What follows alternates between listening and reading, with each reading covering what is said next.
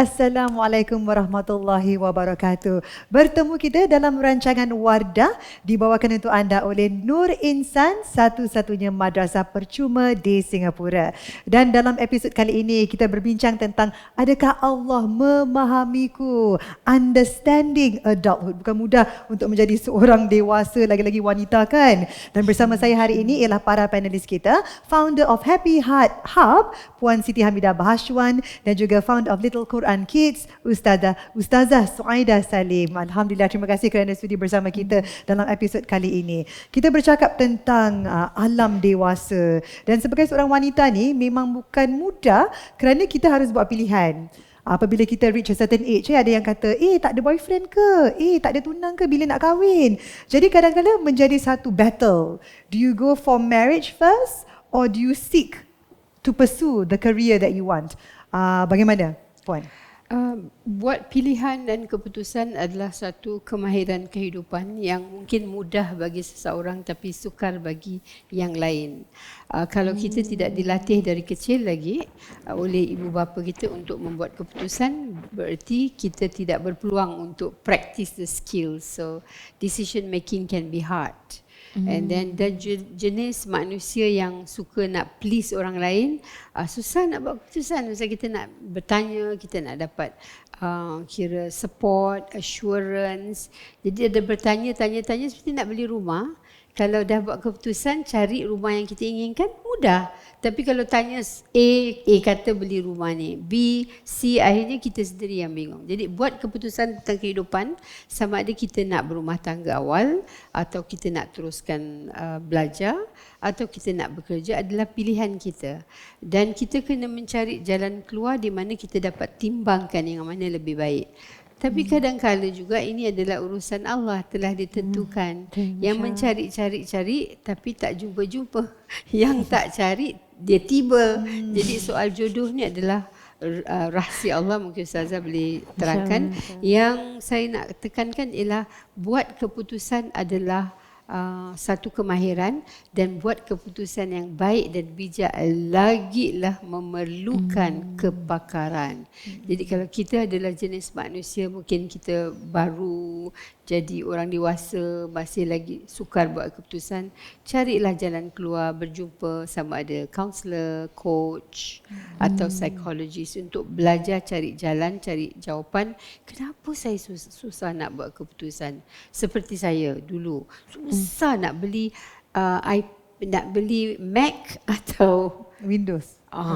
Susah sekali. Duit dah ada. Kerana saya nak, dan bila dicongkir sebabnya seorang consultant, seorang really amazing lady, dia cari balik in the early childhood, my experience, sebenarnya saya jenis manusia yang want the best deal.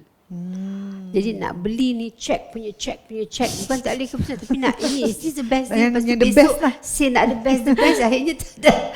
Saya cakap okay lah buat keputusan. The next day bila dah tahu sebab tu asalnya, I bought MacBook. Dapat MacBook MacBook the best deal. The best deal. Masya Allah. Jadi ada orang berbeza sebab kenapa dia tak boleh. Ada yang takut kerana tak diberi peluang, ada yang takut kerana takut nanti disalahkan. Macam-macam sebab. Yang penting pilihan kita sebaik istihara ke, kita minta pandangan orang lain, kita kena berani buat kesilapan. Orang yang berani buat kesilapan berarti it may be mistake, but never mind. I make the decision anyway and learn from the mistake. Itulah orang yang berani, orang yang mudah untuk jadi orang dewasa yang matang. Kerana berani untuk membuat keputusan walaupun taking a risk. Tapi calculated risk lah. Calculated risk. Okey, bercakap tentang usia. Ada yang kata cepat kahwin muda. Ada yang kata janganlah kelang kabut. Kalau kita boleh berlandaskan dengan perkahwinan Rasulullah SAW, bagaimana? Bismillahirrahmanirrahim. Jawapannya bukan pada umur. Jawapannya pada hadis ni. Kalau sebab kita selalu dengar hadis yang ini, yang Rasulullah beri 4 ciri-ciri SAW untuk untuk lelaki.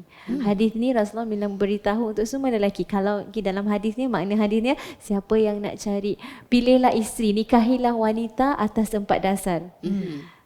Apa dia? kecantikannya, nasabnya, hartanya.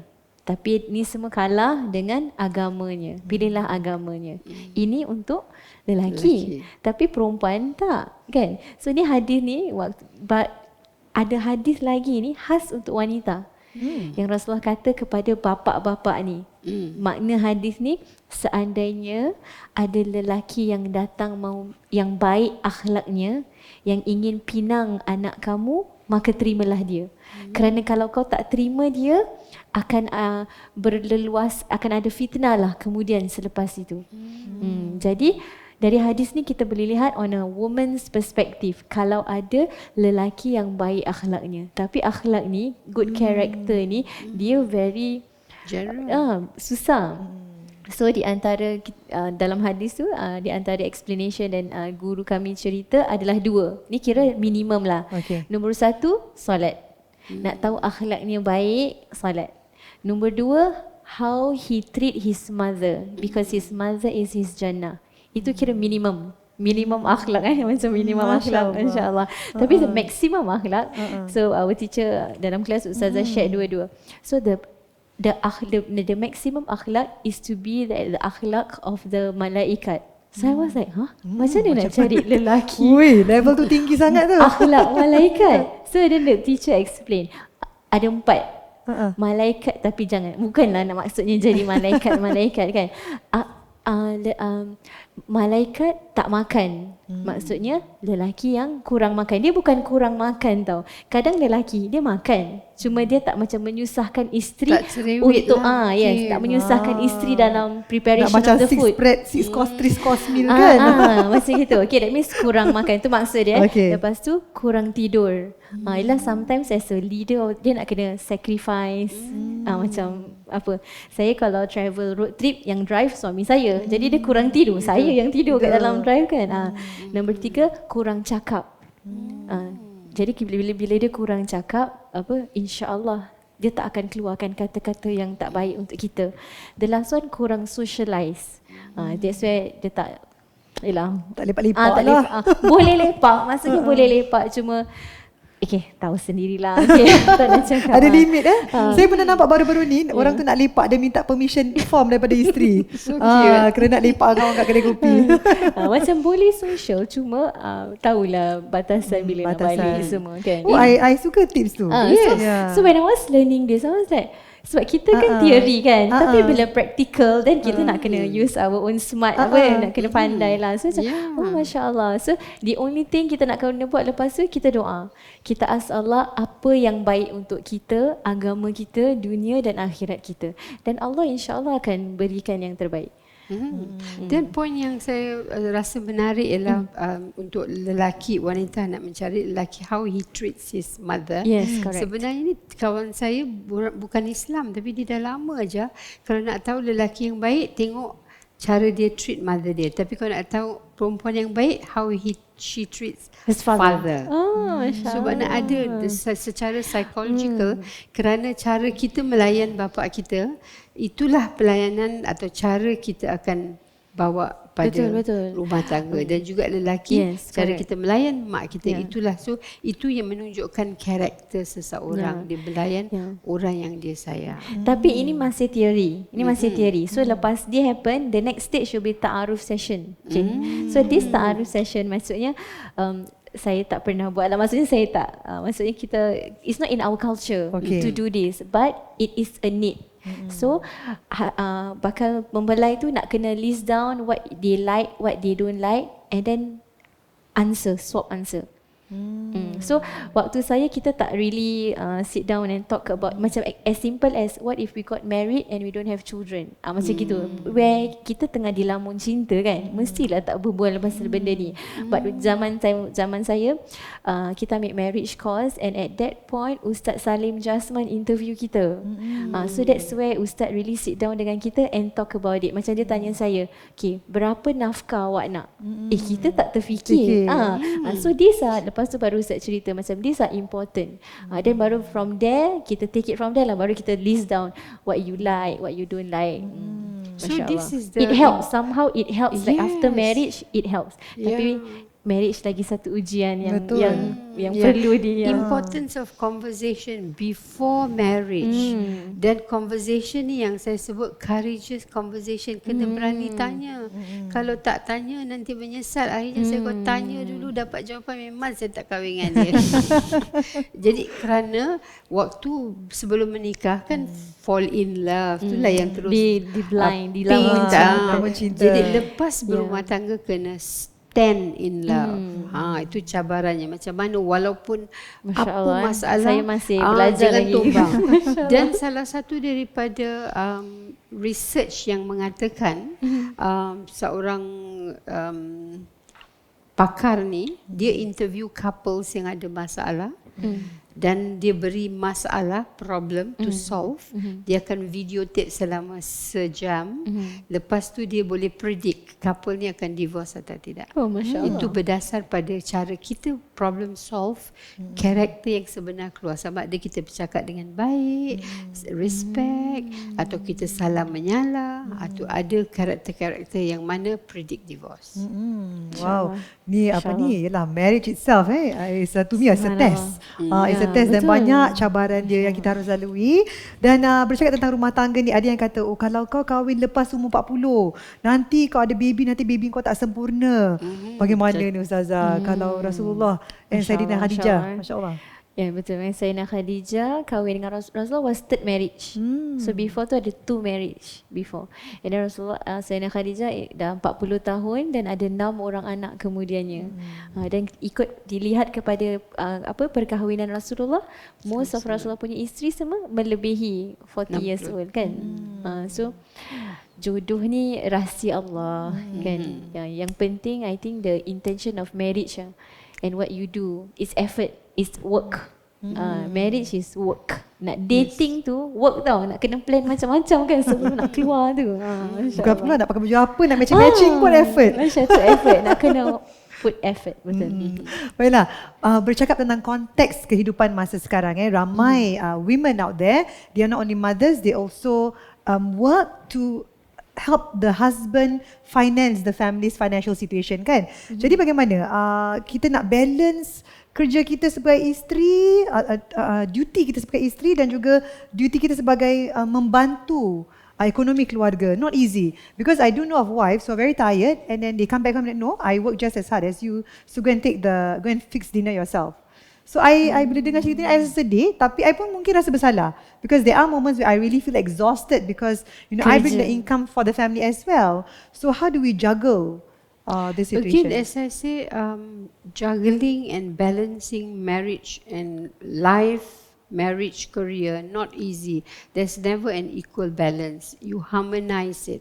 So relationship di mana keputusan untuk bekerja tu keputusan siapa. Dan kalau isteri sebelum dia berumah tangga dia dah bekerja, kena ada perbincangan tu lah, saya boleh teruskan kerja ke tidak, bila yang saya perlu berhenti kerja. Perbincangan ni kalau dah diadakan tak ada masalah. Kemudian kalau saya bekerja macam mana urusan rumah tangga, so kena ada give and take. It has to be win-win. Kalau suami kerja balik penat, isteri kerja balik pun penat, jadi okey kita buat keputusan, tak apa, kita sama-sama. You masak, I cuci baju. You masak, I kena ada. Janganlah you masak, I baca surat khabar tunggu bila you masak. Itu kasi stres lagi. Dan juga mungkin buat keputusan untuk mendapatkan pembantu rumah. Again, pembantu rumah bukanlah untuk buat segala-galanya. Kita perlu beri peluang untuk suami isteri sama-sama berbincang buat keputusan yang terbaik, and there's no one answer to fit all.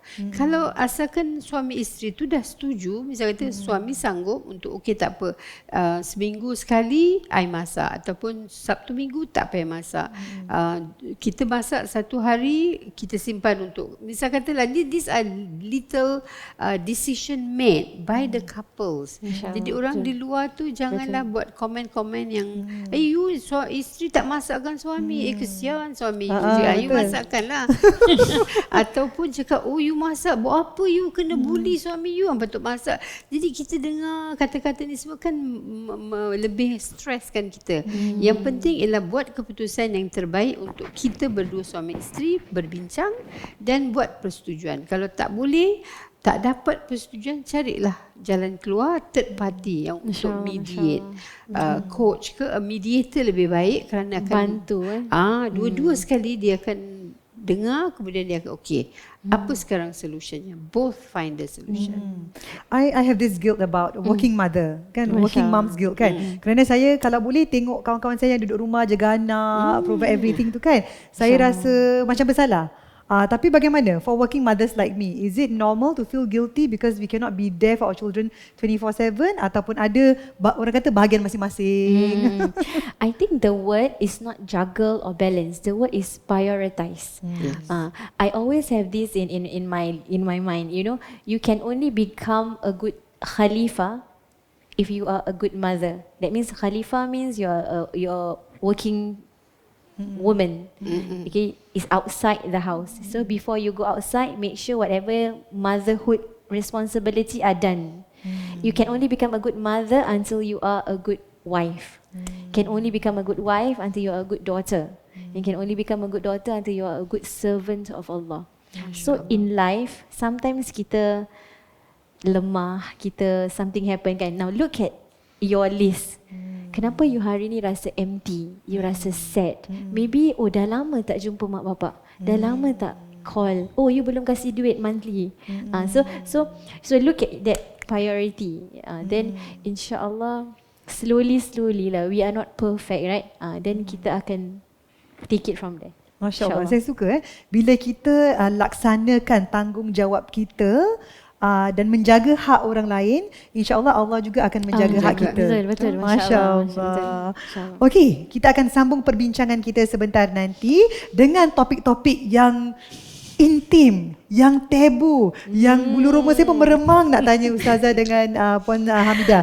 Tapi kita akan kembali selepas ini dalam rancangan Wardah dibawakan untuk anda oleh Nur Insan, satu-satunya madrasah percuma di Singapura.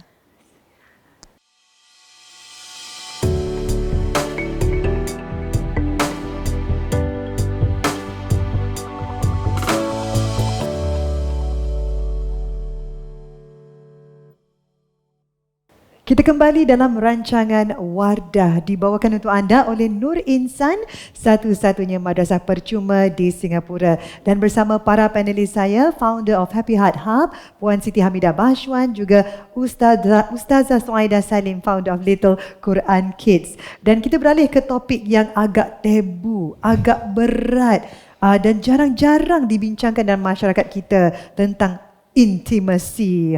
Jadi sebagai seorang isteri, sebagai seorang suami, pasti ada keperluan intimate yang kadang-kadang kita nak cakap tapi segan, tapi perlu untuk dibincangkan because your needs are not met. So is it okay for a wife to express our intimate needs ataupun kena senyap aja? Sebagai isteri kita telan je, apa abang kasih kita terima je bang. Macam mana Ustazah nak mulakan? InsyaAllah. Okay, saya nak mula dengan a story from Rasul sallallahu alaihi wasallam dengan Sayyidatina Aisyah. So one day Rasulullah sallallahu alaihi wasallam nak solat tahajud. Rasul selalu solat tahajud. But maybe on that night Rasul wants to tahajud more, longer. So he jumpa Sayyidina Aisyah dan dia tanya Sayyidina Aisyah, do you need me tonight? As in intimacy, do you need me tonight? Then Sayyidina Aisyah jawab, kenapa Rasulullah tanya? Sebab kalau you perlukan saya, I'll be there for you. Macam gitulah. Gentlemannya. Tapi kalau tidak, saya nak tahajud lama. Terus Sayyidina Aisyah jawab, takkanlah aku nak menghalang masa kamu Rasulullah dengan Allah. Silalah pergi. Tahajud. I'm okay. So maksudnya with that dialog antara Rasulullah dengan Sayyidina Aisyah, kita boleh banyak benda yang kita boleh belajar. Maksudnya perempuan ada right, boleh je nak cakap dengan suami. Jadi cuma dalam kita cakap tu adalah dia punya nak kena show good manners, tak boleh ada cara ada cara lah. Jangan kerja malam-malam ni. Macam tak boleh lah kan. Kena bunga-bunga dia kan. Kena ada cara dia. Ni malu tapi mau lah ni. Macam mana? What is your opinion on this? Is it okay for us to just Tak apalah, it's okay, I simpan perasaan I. Sebenarnya kalau kita tidak menilai diri kita sebagai penting, itulah kita tidak mahu atau sanggup untuk menyampaikan hasrat hati. Itulah makan telan perasaan. Bunga terus tengah intimasi semua bunga-bunga bahasa. Jadi merana tak apalah, pasal malu pasal kan. Tapi akhirnya yang sakit siapa? Merana kita. Merana dan sakit. Jadi jadilah wanita yang bijak. Bila ada keperluan, kemahuan, belajarlah untuk berbicara. Kalau nak pakai sign language, code language, inilah masanya. Tapi sign dan code language ni perlu nak diadakan awal perkahwinan. Dah sampai usia-usia ni dah kod dah tak pakai lagi. Tak faham. Takut lain kod dah ni. Betul. Jadi perlu ada persefahaman. Bila saya pegang tangan awak, ini maksudnya saya nak bermesra. Tapi takut pakcik dementia tak lupa. Asyik pegang-pegang kan. Jadi berarti kenapa nak malu? Ini adalah keperluan kita yang boleh membuat kita rasa yang kita ni dihargai. Sebenarnya wanita ni bukanlah keperluan, ini berbeza-beza lah. Banyak wanita yang keperluannya tidak terlalu tinggi untuk waktu-waktu intims, keperluan seksual tidak berapa tinggi, tetapi keperluan untuk dihargai, disayangi. Jadi kadang-kadang suami sakit, kita pun faham, tapi kalau dapat pelukan mesra hangat, itu mungkin telah mencukupi. Jadi kita kena faham dan kita kena sampaikan. Tapi kadang-kadang nasib ada yang suami mungkin tak faham atau sengaja tak faham. Ada yang mungkin suami tidak berkeperluan, mungkin nafsunya rendah, tapi isteri nafsu. Inilah perlu belajar cari jalan keluar. Kalaupun itu masalahnya, mungkin boleh carilah makanan-makanan, obat-obat, rawatan, boleh pergi urut.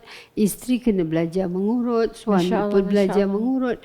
Ni ada rawatan Melayu yang telah ditubuhkan. Mereka anjurkan dan galakkan untuk para suami dan para isteri dari awal perkahwinan belajar urut mengurut untuk melahirkan intimasi. Kadang-kadang reflexology tu belai-belai kaki tu, tangan. Yang diperlu adalah kalau dah kira senior age 60 ke atas, perlu belayan sebenarnya. Kalau dapat belai-belai Berlayan itu berlayan. Kita perlu layan yang diperlukan. Betul, pimpin tangan, cakap kata-kata yang merangsangkan rasa dihargai. I sayang dengan you. Untung I dapat isteri macam ni. Kan sedap dengar-dengar.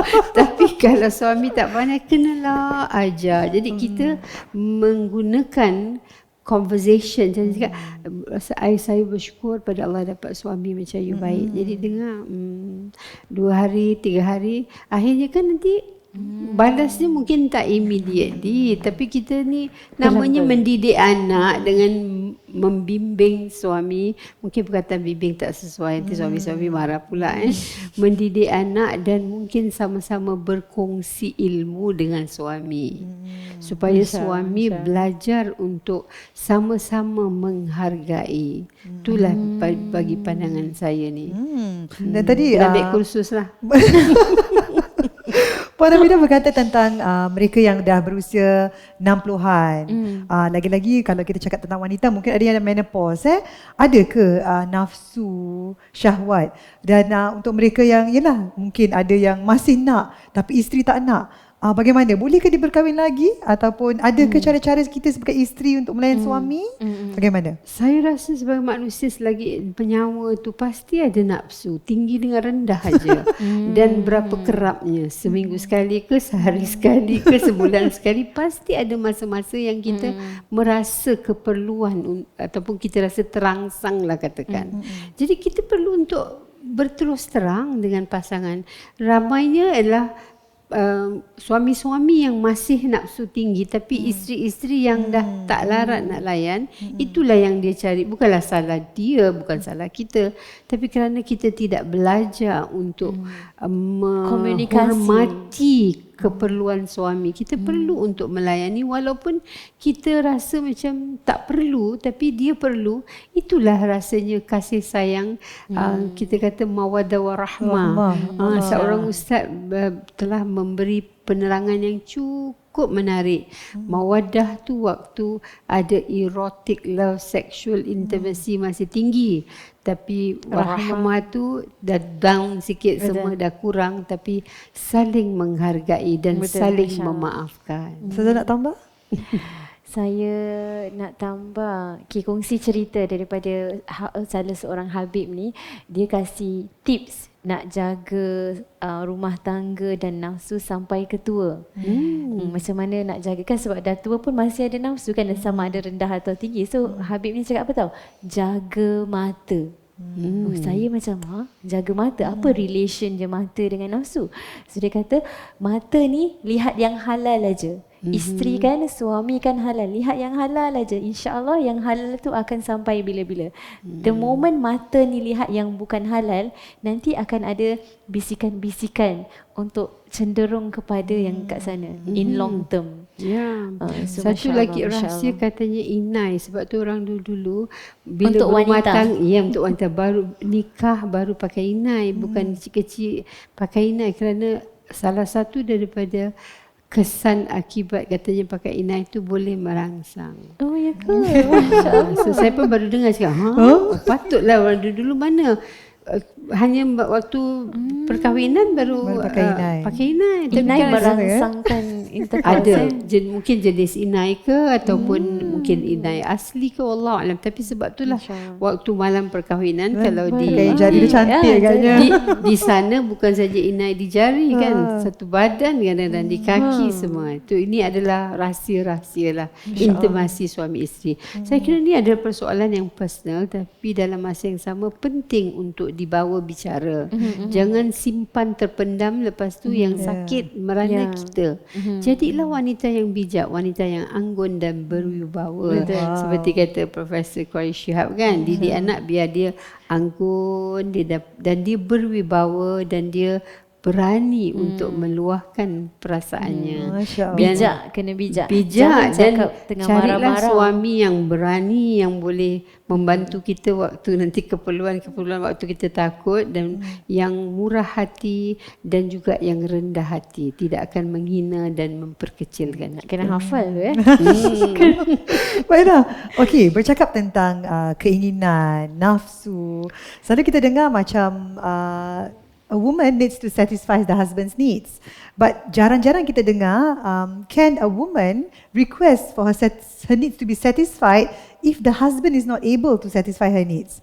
Macam mana tu keperluan kita sebagai wanita ni? That's why I say that if the husband ada issue, bawa ke doktor sama-sama. Kita kena convince suami, saya masih perlukan awak. Jadi mari kita cari doktor.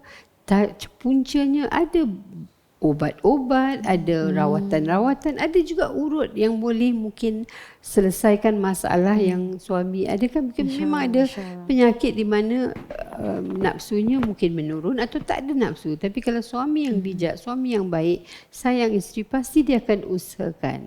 So yang saya katakan, yang kita perlu adalah dibelai dan disayangi. Jadi ini perlu ada persefahaman, perlu ada perbincangan, perlu ada courageous conversation, dan perlu untuk cari jalan keluar bersama. Jangan pandai-pandai sendirilah. Belikan minyak tu. Nanti suami kata, ni apa nak minyakkan saya pula. Jadi terangkan ini tujuan apa. Sama-sama pergi untuk mencari jalan keluar. InsyaAllah. Ustazah nak tambah? Tak ada. Tak ada. Bukan apa. Kerana saya pernah berkenalan dengan seseorang ni. Beliau tuntut cerai kerana nafsu seksualnya tidak ditepati. Macam bila dia kahwin pun dijodohkan. So they were matchmake. So one of the main reasons of the divorce was because the sexual needs was not met. So bila I dengar tu rasa macam, ada orang cerai macam ni kan? Ada. Dan saya teringat salah satu volunteer waktu saya bekerja di AMP. Salah satu volunteer dia kata dia hari-hari dia tak sabar nak balik rumah jumpa isteri dia. Pasal isteri dia melayan dia cukup baik. Jadi waktu dia suka tinggal berdua. Bila anak-anak datang nak duduk rumah dia, yang sibuk-sibuk lah duduk sendiri. Kerana dia kata setiap malam isteri tu akan bersiap untuk melayaninya. Setiap malam. Masya Allah. Kena belajar rahsia dengan makcik tu. Saya teringat one of aunty makcik saya kasih 3 nasihat. Jaga hati suami. First kena jaga hati suami, baru perut suami, baru kemahuan dia lah, keinginan dia. Sekarang sebagai isteri kadang kita macam tak jaga hati suami tau, macam kita senang hurt his feeling kan. So kalau dah hurt tu pandai-pandailah ambil hati balik macam gitu. Dan baru perut dia. Nak masak-masak, kalau tak nak kan. Tapi di antara tips yang makcik saya share, selalu siapkan air. Saya jarang ya Allah, saya jarang buat lah kadang-kadang je kan. Tapi my auntie sebelum 5 minit 10 minit sebelum the husband balik rumah, air dah siap dah kat atas, dah tutup. Tak kisahlah dia nak minum ke dia tak nak minum, tapi tahu air dah ada. Masya Allah. Ini yang saya rasa macam amalan isteri yang macam Allah nampak, tak kisahlah suami minum ke tidak. So macam Masya Allah. Masya Allah. Walaupun benda tu simple. Kalau nak cakap pasal masak memanglah dia hard work kan. Tapi ni setakat air, sebab kita balik kan haus. Macam kita balik haus. Tapi ni dia dah ada kat atas meja. Inilah cerita di mana anak Rasulullah bila dikatakan Fatimah dikatakan ada seorang wanita yang akan masuk pijak dalam syurga. Betul. Wanita tu buat unta kan. Dia rahsianya adalah dia depan pintu dia tidak buat keputusan tanpa izin suami. Bila datang nak masuk, kenapa tak beritahu saya kena minta izin. Anak Rasulullah dia suruh balik dulu, besok datang bawa anak. Saya tak minta izin. So satu minta izin suami untuk orang nak masuk rumah. Kedua ialah suaminya bila datang dia berlari pergi ambil air untuk basuh kaki suami tu. Dan reflection apa dan satu lagi yang ni yang paling intim, dia selak kaki dia supaya kalau suami tu bernafsu dia akan melayani. Ni depan orang tetamu datang ni. Jadi maknanya tetamu tak penting, suami tu penting. So berarti pelayanan orang kata exclusive service, gold service. Saya rasa kadang-kadang dalam konteks moden sekarang ni banyak yang kata equal rights. Women and men have equal rights. And because of that, I rasa lah sebagai seorang wanita kadang-kadang macam besar kepala sikit. Because I carry the same weight as you, you know. So we deserve equal treatment. Tapi kalau kita berbalik kepada kisah Rasulullah, sunnah Nabi, memang indah wanita dengan lelaki tu diciptakan sebegini kan. And then this idea about rights is not just my rights over you, but what about your rights over me? So kalau kita benar-benar faham tanggungjawab, so I have to take care my husband punya I punya tanggungjawab pada my husband. Bukan hanya dia punya tanggungjawab pada dia. Kita nak tuntut macam-macam. Hak. Tanggungjawab tu lemah sikit. Jadi bila nak tuntut hak, kita pastikan bahawa hak pasangan kita tu kita hormati, kita jaga. Kita bertanggungjawab pada dia supaya dia boleh bertanggungjawab pada kita. Masya Allah. Nak cuba dah silap kaki ni. Masya Allah, Alhamdulillah. Banyak sekali yang telah pun kita pelajari dalam segmen ini dan kita akan teruskan dengan segmen yang seterusnya apabila kita berbincang tentang masa warga emas kita. Bagaimana kita ingin kembali ke fitrah sebentar nanti. Dalam rancangan Wardah dibawakan untuk anda oleh Nur Insan, satu-satunya madrasah percuma di Singapura.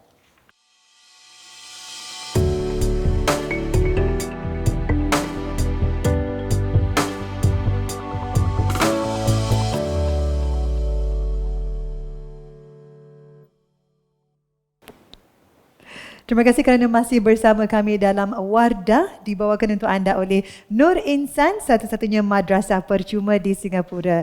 Dan masih lagi bersama penceramah kita, founder of Happy Heart Hub, Puan Siti Hamidah Bashwan, juga founder of Little Quran Kids, Ustazah Suaidah Salim. Dan kita bercakap tentang fasa kehidupan di hujung-hujung. Orang kata ni the golden years, Masya Allah. Sebagai seorang wanita, banyak perubahan fizikal, emosional yang kita lalui.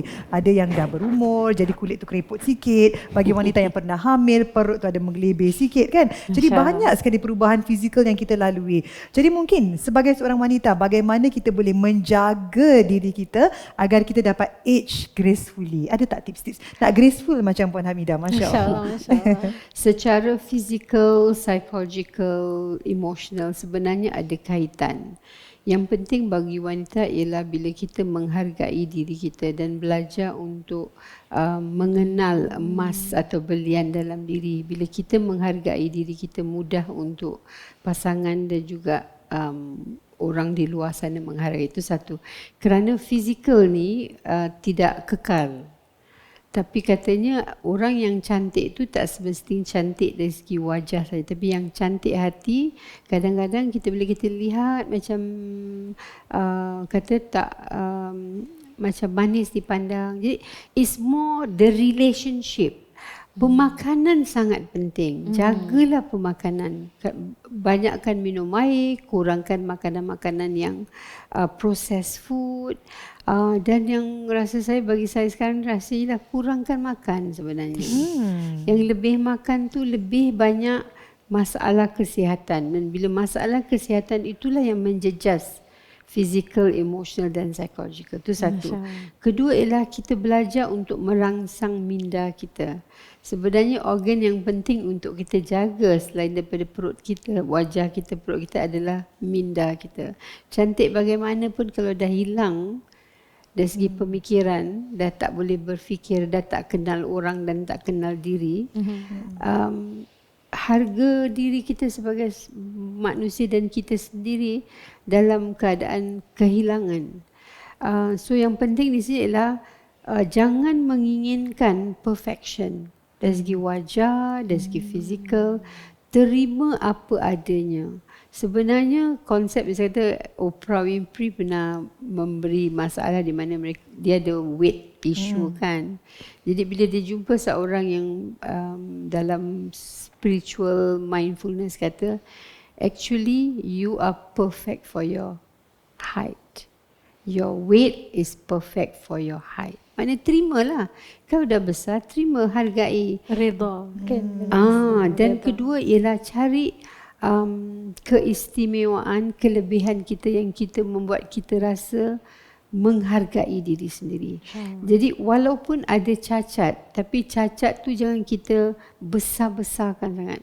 Kalau dulu waktu remaja satu jerawat keluar, aduh risau dulu waktu remaja. Jadi sekarang dah usia satu jerawat tak kisahlah, 10 jerawat nak keluar. Jadi bila Bang Ustazah katakan hati yang tenang pasti akan mengeluarkan aura ataupun kewibawaan atau perwatakan yang menarik. Jadi kalau bila kita nak tua ni, saya pun dah tua lah jadilah manusia yang bukan saja baik untuk kita tapi baik untuk orang lain, yang memberi manfaat kepada manusia. Jadi bila kita mudah untuk disenangi dan mudah menyenangi orang lain, sentiasa senyum, bila orang jemput senyum, tanya apa khabar. Sebagai contohlah seorang tua yang saya sangat-sangat sayang dan hormati, dia sakit tapi bila kita ke rumah dia akan cakap duduk, rehat. Dia sibuk suruh anak-anak layan kita. Berarti melayani adalah khidmat. Fitrah wanita sebenarnya. Tapi jangan hanya melayan orang lain, tapi kita perlu melayani diri kita. Perlu cukup makan, self-love, menghargai, menjaga amanah yang Allah beri, tubuh badan kita, akal fikiran kita. Saya lebih pentingnya akal fikiran. Belajarlah, jangan duduk tengok hanya TV aja satu hari pagi sampai malam. Dengar radio saja satu hari, bukanlah tak boleh dengar radio, tapi kalau dari pagi sampai ke malam, apa yang kita masukkan dari telinga, apa yang kita lihat dari mata akan menjejas hati kita dan perangai kita. Jadi jadilah orang tua yang baik, yang mudah untuk disenangi, yang mudah menyenangkan. Amin, insya-Allah.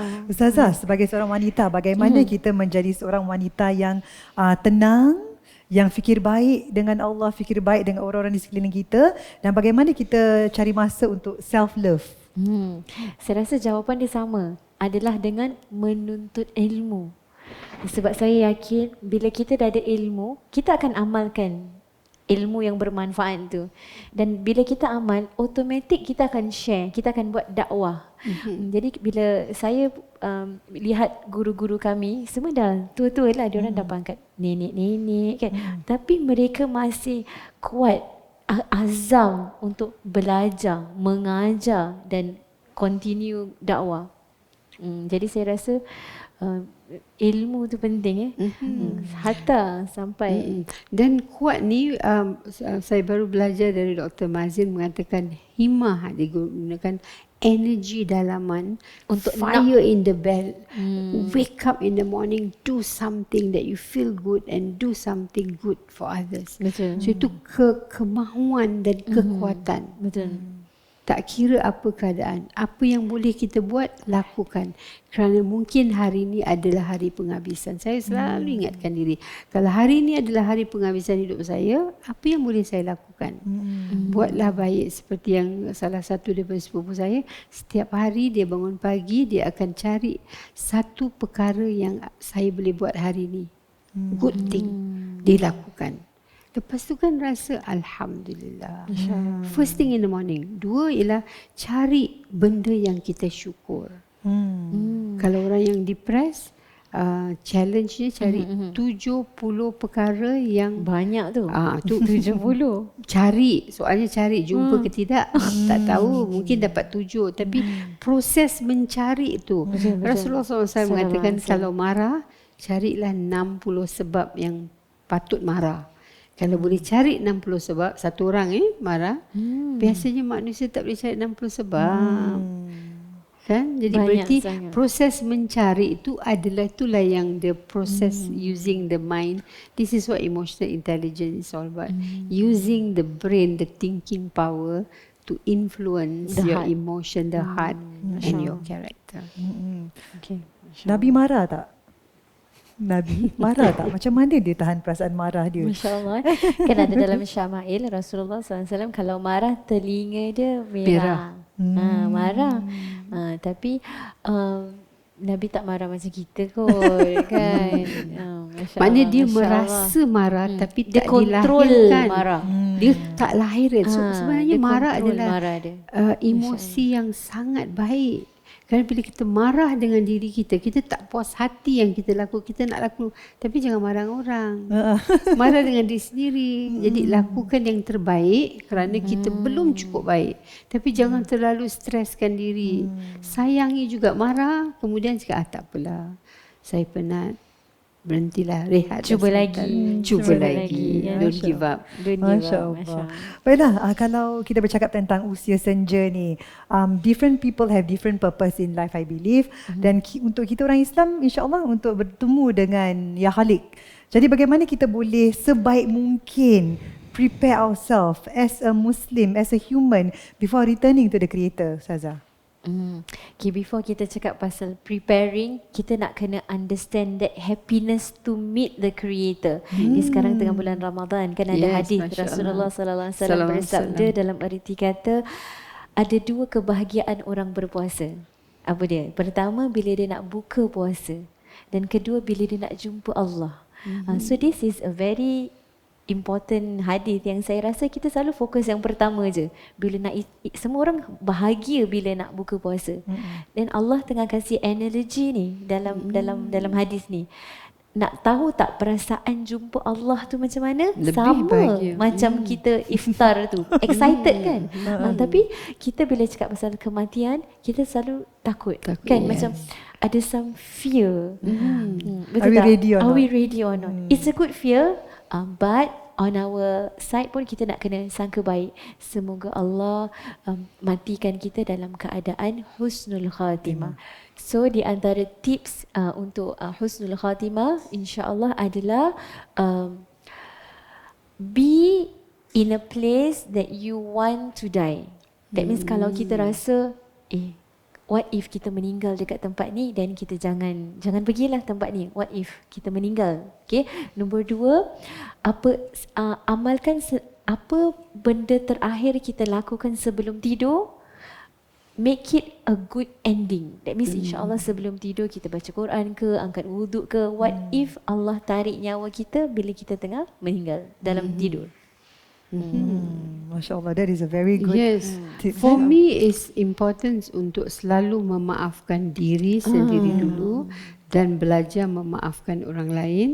Dan 2 ialah mendoakan diri sendiri dulu, selalu terlupa kan. Diri Kemudian sendiri. sayang diri, maafkan diri, dan juga belajar untuk menyayangi diri, kemudian minta doa dan untuk orang-orang yang kita sayang. Jadi berarti kita nak mati dan berjumpa orang yang kita sayang. Masya-Allah. Dan doa, mendoakan orang yang jauh, orang yang tak tahu tu afdal. Mana tahu orang di jauh sana pun doakan kita. Kedua ialah selalu belajar meminta maaf walaupun kita rasa kita tak bersalah. Berat Kalau bersalah dah mesti minta maaf. Ni minta. tak bersalah. Dan minta maaf ni ada rahsia, ada ilmu juga. Minta maaf apa yang saya lakukan dan apa yang saya tak lakukan. Kadang-kadang kita buat salah, kadang kita tak buat apa-apa, kita tengok aja kan. Dan apa yang saya katakan dengan apa yang saya tak katakan. Masya-Allah. Masya Allah. Alhamdulillah, Masya Allah. Banyak sekali tips-tips yang telah pun saya pelajari dan semoga anda yang menonton ini juga dapat meraih manfaat dari perbincangan para panelis kita hari ini. Terima kasih kepada Puan Siti Hamidah Bashwan sudi bersama kita, juga Ustazah Faida Salim yang banyak sekali kongsi ilmu. Hingga kita bertemu lagi di lain kesempatan dan semoga Ramadan ini membawa pelbagai kemanisan dan berkah dalam hidup anda. Amin. Sekian saja rancangan Wardah yang dibawakan untuk anda oleh Nur Insan, satu-satunya madrasah percuma di Singapura. Hingga bertemu lagi di lain kesempatan. Assalamualaikum warahmatullahi wabarakatuh. Waalaikumsalam warahmatullahi wabarakatuh. Assalamualaikum.